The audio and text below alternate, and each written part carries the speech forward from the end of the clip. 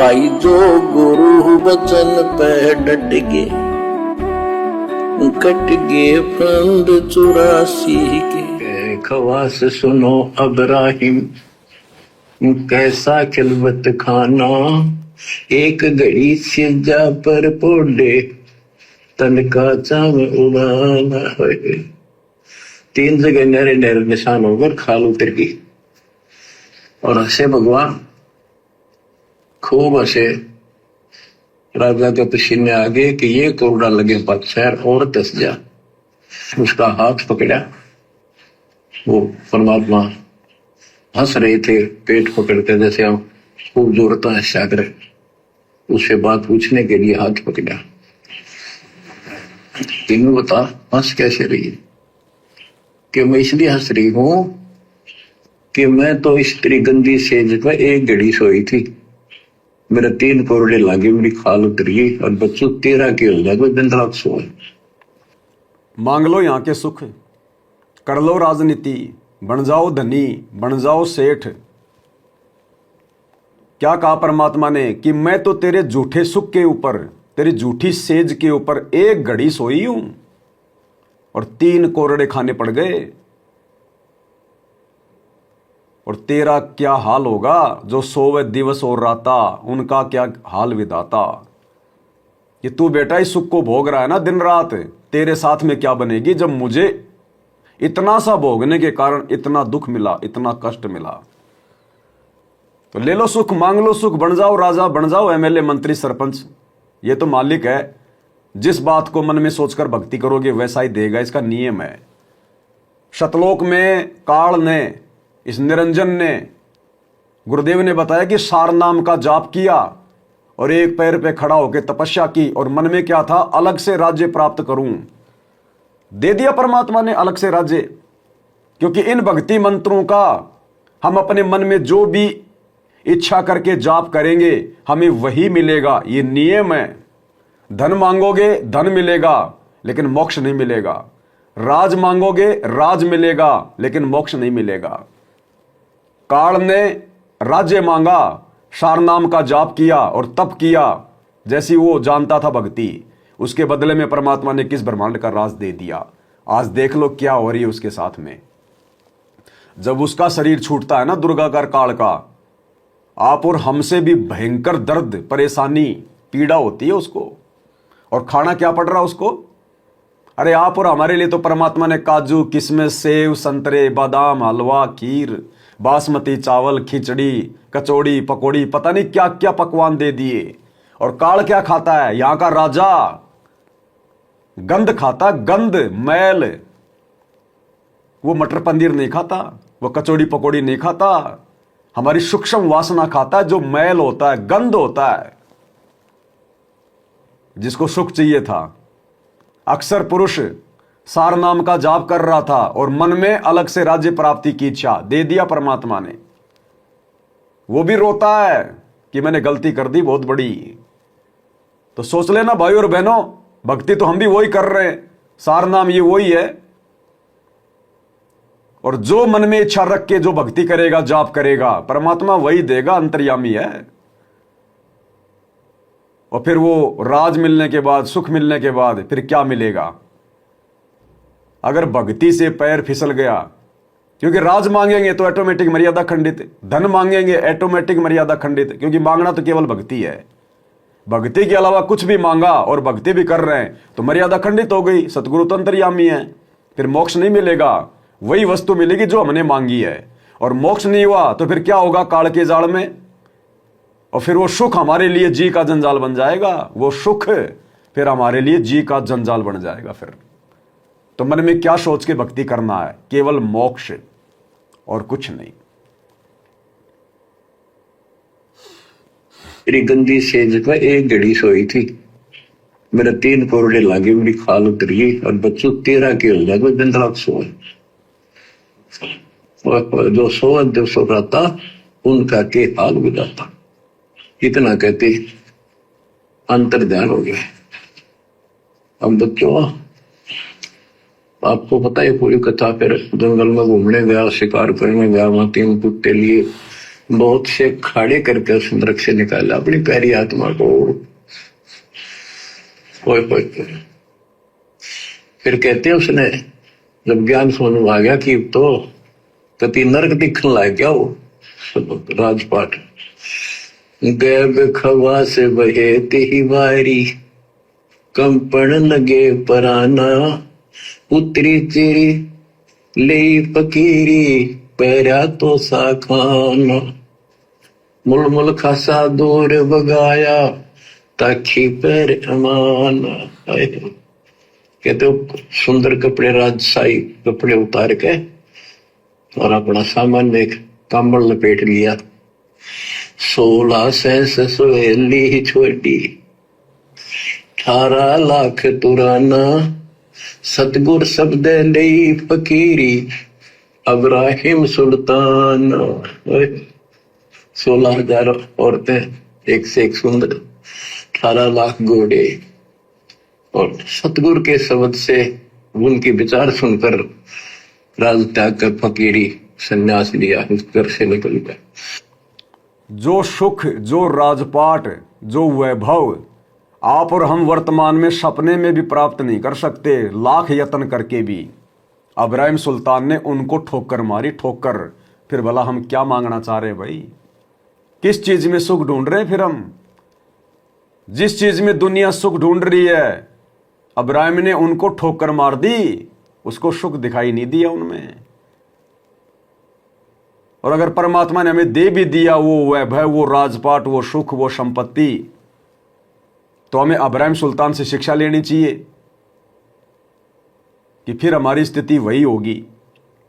क्योंकि भक्ति राजपाट में नहीं हो सकती, भक्ति सुख में नहीं हो सकती। भक्ति के लिए तो भगत को जमीन पे आना पड़ेगा, हैंड टू माउथ बनना पड़ेगा, निर्धनता वाली स्थिति में आना पड़ेगा, तभी हमारे भाव बनेंगे। आपके घर में 10 लाख रुपए रखे हैं, आपके भाव नहीं बनेंगे जब कोई मुसीबत आएगी। क्योंकि आपके घर में आपको पैसा दिखाई दे रहा है, आपको धन दिखाई दे रहा है। और जिसके घर में 2 पैसे नहीं, वो पहले से हाथ जोड़ेगा अपने गुरुजी से, हे गुरुजी दया करना मालिक, ये परमात्मा पूरे परिवार पे दया करना, परमात्मा कोई हारी बीमारी ना लग जाए, परमात्मा दास के पास तो पैसा नहीं है, कहां से करूंगा, क्या करूंगा, परमात्मा दया करना, पहले हाथ जोड़ेगा। और पैसे वाले भगत के घर में हारी बीमारी भी आ गई तो भी वो उस भाव से गुरुजी को याद नहीं करेगा, क्योंकि उसको तो पंजाब नेशनल बैंक का एटीएम दिखाई दे रहा है, उसको तो एसबीआई बैंक का एटीएम दिखाई दे रहा है जिसमें लाखों रुपए पड़े हैं।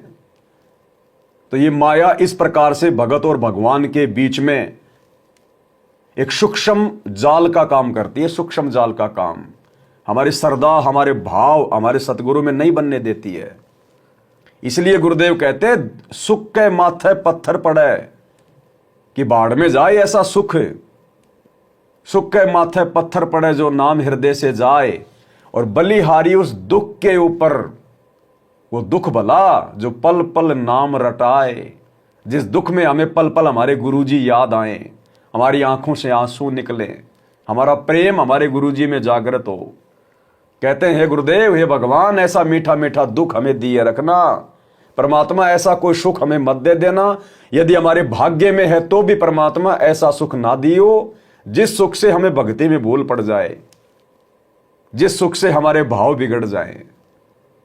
तो भाई और बहनों, हम क्या मांग लेंगे और क्या प्राप्त करके 15-20 साल में हम यहां पर अपनी महिमा कर देंगे? और महिमा भी हो गई तो क्या ले लिया हमने? आज जो लोग मानते कि हमारी महिमा हो रही है, या जो लोग मर गए अपनी महिमा करके, आज हम उनको कितना याद करते हैं? हम अपने दादा को तो याद नहीं करते, साल में एक बार याद करते थे पहले, जब उसके श्राद्ध निकाला करते थे। अब तो गुरुजी ने श्राद्ध भी छुड़वा दिए, अब वो दादा ही याद नहीं आता। और जितने बड़े बड़े राष्ट्रपति, प्रधानमंत्री अपनी महिमा बना बना के जा चुके हैं, मर चुके हैं, अगर कभी रोड पे उनकी मूर्ति दिखाई दे गई तो 2 सेकंड के लिए उसका नाम याद आता है, बाकी कोई सपने में याद नहीं करता उन प्रधानमंत्रियों को, राष्ट्रपतियों को, बड़े बड़े वैज्ञानिकों को, जो अपना पूरा जीवन बिना भक्ति के बर्बाद करके चले गए। तो हम क्या महिमा बना लेंगे अपनी? गुरुदेव कहते महिमा तो तुम भक्ति करो, ऑटोमेटिक बनेगी। अरे मीराबाई ने कभी सोचा था मेरी महिमा बने, लेकिन उसने भक्ति करी, आज उसका हर किसी की जुबान पे नाम है। हमने तो ऐसी महिमा चाहिए जिस महिमा से किसी को सही रास्ता मिले। आज मीराबाई की ये कथाएं सुनकर लोगों को भक्ति के ऊपर जो है वो दृढ़ होने की सत प्रेरणा मिलती है। तो ऐसी महिमा होनी चाहिए जो अपना भी आत्म कल्याण करवा ले और दूसरों को भी सही मार्ग मिले, सही रास्ता मिले, संघर्ष करने की प्रेरणा मिले। और वो महिमा बनेगी सतगुरु की भक्ति से, ना कि राजा बनने से, मंत्री बनने से, धनवान बनने से। भगत बनने से, भक्ति करने से, सतगुरु को प्रसन्न करने से भगत की अखंड महिमा होती है, अखंड महिमा। कितना धन था वो बताया, थोड़ा सा वर्णन है। हीरे मोती मुक्ता छोड़े अरबों दरब खजाना, 70 खान 72 उम्रे तुझे अमीर जवाना। मेवा मान बड़ाई छोड़ी अमृत भोजन खाना, नंगे पैरों बहे पिया दे बरकत छाड़े निशान। घोड़े जोड़े सब ही छोड़ चले अनंत फौज पिल खाना, सार शब्द दिल अंदर वेद्या अविगत अमल दीवान। परमात्मा कहते हैं वो तुम्हारा गुरु भाई इब्राहिम सुल्तान आदम, जो ठाठ बाट इस धरती पे वर्तमान में किसी के नहीं है। आज भारत में सबसे ज्यादा धनी मुकेश अंबानी माना जाता, 20 लाख करोड़ की संपत्ति। और रात को ढंग से नींद भी नहीं आती भाई को, गोलियां खा खा के सोना पड़ता है, 20 प्रकार की उनको बीमारियां। उसका छोटा लड़का देख लो, कब राम को प्यारा हो जाए कोई भरोसा नहीं है, ऐसी बीमारी से ग्रस्त है। ना ढंग से चल पाता, ना खा पाता, ना बैठ पाता, कोई जीवन का आनंद नहीं। इस मुकेश अंबानी जैसी संपत्ति तो इब्राहिम सुल्तान के वजीरों के पास में थी, वजीरों के पास में, उसके नौकरों के पास में। तो हमारे गुरु भाई ने तो उस संपत्ति को ठोकर मार दी जो आज धरती पर किसी के पास नहीं है। तो हम क्या प्राप्त करने की इच्छा अपने मन में पाले? हमें तो परमात्मा ने इब्राहिम से भी बढ़कर संपत्ति दे दी। खुद आ गया, साक्षात आ गया, शरण में ले लिया और कंप्लीट भक्ति का कोर्स दे रहा है और मोक्ष की गारंटी दे रहा है। इससे बड़ा धन धरती पे है कहीं? हम तो इब्राहिम से भी कई गुना उत्तम हैं, इब्राहिम से भी कई गुना उत्तम। और ना जाने कितने जन्मों में हमने इब्राहिम की तरह संपत्ति को ठोकर मारी है और आज उसी संपत्ति को हम फिर से मांग रहे हैं। ये नादानी नहीं तो और क्या है, मूर्खता नहीं तो और क्या है। तो हमने हमारे पिछले जन्म भी याद कर लेने चाहिए कि कोटि जन्म तू राजा की ना मिटी न मन की आशा। जो चीज हमारे से परमात्मा ने छुड़वाई, आज उसी चीज को हम फिर से मांग रहे हैं। जो चीज पिछले जन्मों में हमने खुद ने छोड़ी, राजपाट छोड़ दिया, रानियां छोड़ दी, आज उसी चीज को हम खुद मांग रहे हैं भगवान से। तो ये ज्ञान नहीं, ये अज्ञान है, अज्ञान। ये सत्संग इसीलिए किए जाते हैं कि हमें हमारे पहले का इतिहास याद हो जाए, वो यादें तरोताजा हो जाएं, वो भूली बिसरी यादें फिर से ताजा हो जाएं। नरसी ने 56 करोड़ की संपत्ति को ठोकर मार दी और क्या पता आज वो नरसी मैं हूं या आप हो, पता नहीं कौन सा भगत भाई बहन वो नरसी है। और आज यदि हम सतगुरु से यहां की संपत्ति मांग रहे हैं तो धिक्कार है, फिर सतगुरु हंसेगा हमारे ऊपर कि गधे, तूने पिछले जन्म में तो 56 करोड़ की संपत्ति का भंडारा कर दिया, ठोकर मार दी, और आज तू फिर से 1-2 लाख रुपए के लिए हाथ फैला रहा है। तो सतगुरु भी हमसे नाराज होगा। तो मालिक ने मांगना एक ही बताया, बाकी तो भीख है, भीख। और मांगना क्या? भक्ति दान मोहि दीजियो देवन के देवा हो, और जन्म पाया भूलूं नहीं करहूं पद सेवा हो। केवल भक्ति, और भक्ति हमें मिल गई, हमें मांगने की भी जरूरत नहीं पड़ी। समर्थ ने, अंतर्यामी ने बिन मांगे दे दी, बिन मांगे। अब इससे बड़ा दाता, इससे बड़ा सांवरिया सेठ और धरती पे कौन है? और हमसे बड़ा सौभाग्यशाली जीव धरती पे भला और कौन होगा? चलत गयंद इंद्र की नाई, सूरज अर्थ चपाना, सेना संगरंग दल बादल गर्द जात आसमान। कहते इतने ठाठ तेज के जो हाथी के ऊपर चढ़ के आगे पीछे सेना चला करती थी, दूसरे अपने राज्य जाता था शहर में। इंद्र की तरह ठाठ बांटते न, उसकी सेना चलती थी, धूल इतनी उठती थी आकाश में, तूफान सा आ जाता था, गुमार चल जाता था, इतने ठाठ थे उसके। सूरज भी दिखना बंद हो जाता था उस धूल से। ये राजाओं की महिमा मानी जाती थी। जब ये परमात्मा के शरणों में आगे नाम लिया, शरण आने के बाद फिर परमात्मा ने कहा अब सबको समझाओ, आप मुसलमान भाई बच्चों को लाइन पर लगाओ। गुरु जी रूप में परमात्मा थे। गुरु जी रूप में कौन थे? परमात्मा। अरे और कोई गुरु की भूमिका निभा ही नहीं सकता, और कोई गुरु बनकर ये सतलोक का ज्ञान दे ही नहीं सकता। खुद ये परमात्मा खुद ही गुरु की भूमिका निभाता है। तो जब अधम सुल्तान के समय गुरु रूप में परमात्मा थे, तो वर्तमान तो कलयुग की बिचली पीढ़ी है, काल का जबरदस्त प्रेशर है। क्या वर्तमान में परमात्मा किसी आत्मा को भेजेगा? इस समय तो परमात्मा खुद ही हमारा लणियार बन के आया है। लणियार, आज नहीं तो तड़क परसों आवेंगे तेरे लणियार, होले सुहागन सुड़ता।